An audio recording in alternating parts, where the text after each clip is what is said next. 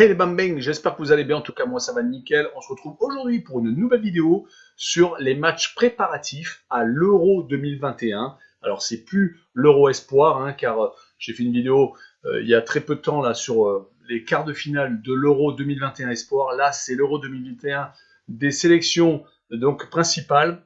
Il y a 4 matchs aujourd'hui. Bon, pour ce 2 juin c'est quand même assez sympathique, car il y a l'entrée plus ou moins en préparation de la France, des grosses nations comme l'Allemagne, comme l'Angleterre, comme les Pays-Bas. Donc, franchement, assez intéressant à analyser, car je pense qu'on va commencer un peu à dessiner un peu qui vont être les favoris, mais on y reviendra dans d'autres vidéos, car voilà, le 11 juin, c'est le début de l'Euro 2021. Avant de commencer mon analyse, n'hésitez pas, un petit commentaire, positif ou négatif, au niveau des critiques, votre pronostic hein, pour ces 4 matchs de préparation. Et également, bah, écoutez, abonnez-vous. On est, on va dire, pas mal. On est 3800, donc c'est quand même franchement vraiment extraordinaire pour moi en tout cas.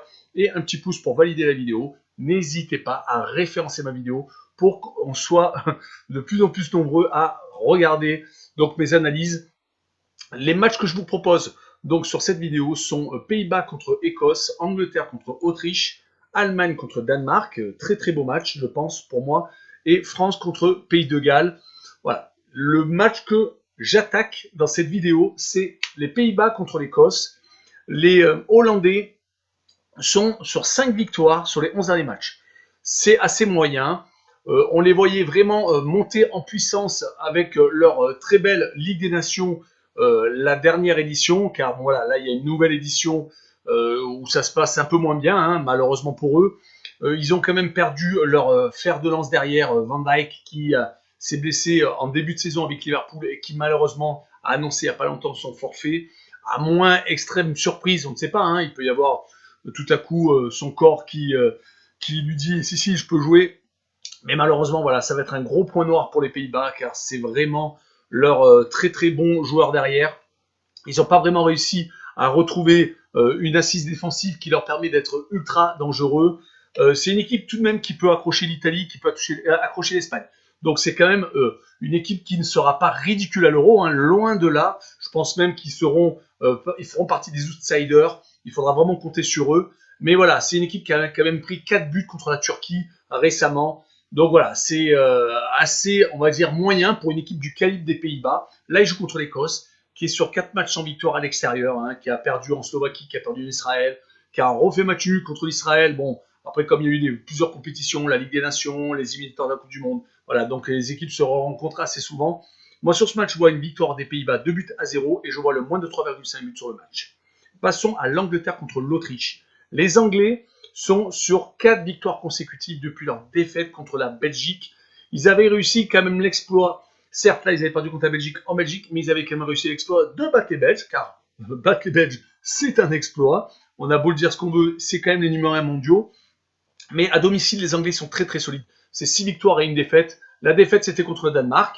Et le Danemark, voilà, on en reparlera juste après contre l'Allemagne. Mais c'est une équipe qui est loin d'être ridicule et qui est, je pense pour moi, qui fait partie des outsiders au même niveau que les Pays-Bas.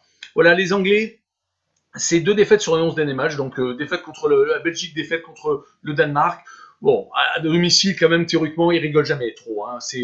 C'est vraiment, vraiment du sérieux. Là, ils jouent contre l'Autriche qui a une victoire sur les 4 derniers matchs. Leur seule victoire, c'était contre les îles Féroé. Donc voilà, c'est assez bête pour les Autrichiens, car ils avaient fait une bonne petite série de 5 victoires consécutives, mais c'était contre des équipes de moindre niveau. La Grèce, voilà, c'était des équipes qui, certes, ont eu un passé glorieux. Hein. La Grèce a gagné l'Euro également.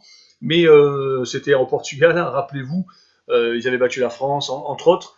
Mais voilà, l'Autriche actuellement, c'est pas la grosse et la super forme. Donc je vois l'Angleterre s'imposer 2 buts à 0 et je vois les Anglais marquer plus de 1,5 buts sur le match.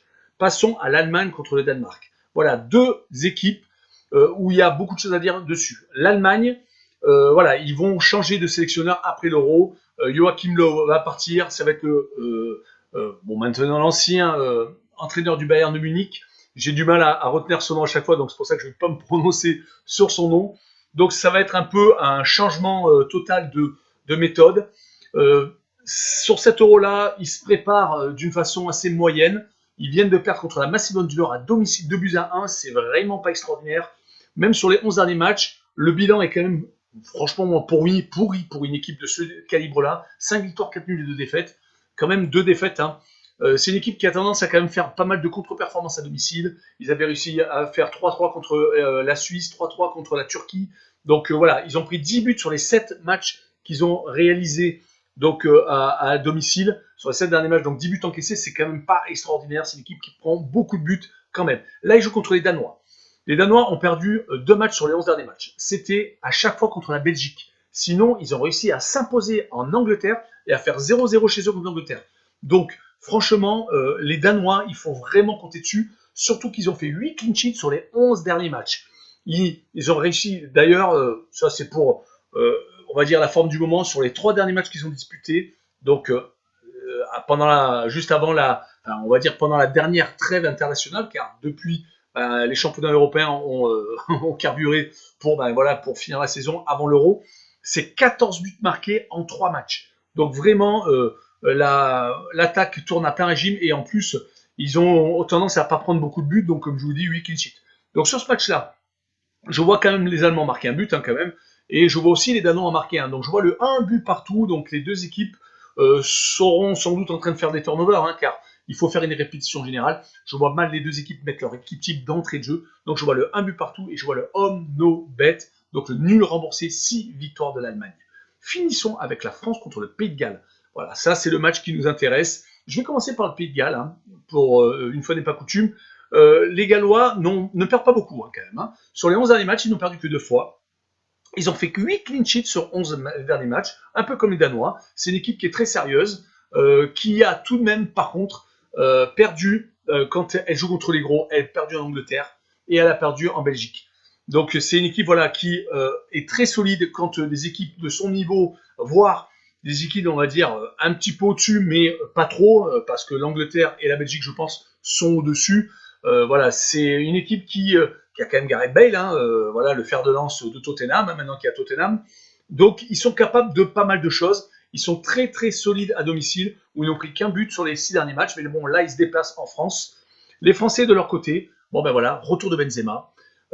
Quelle va être l'équipe de Didier Deschamps pour cette première rencontre de préparation? Il y en a 2, il faut le savoir. On reviendra sur la suivante dans une prochaine vidéo.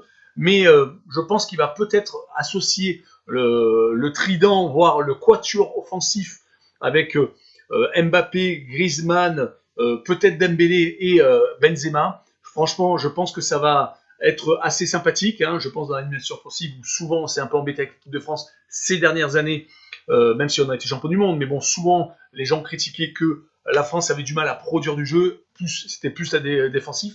Là, on a un joueur qui est quand même exceptionnel. Là, j'en parle parce qu'il vient de faire un match extraordinaire en finale de Ligue des Champions, c'est N'Golo Kanté.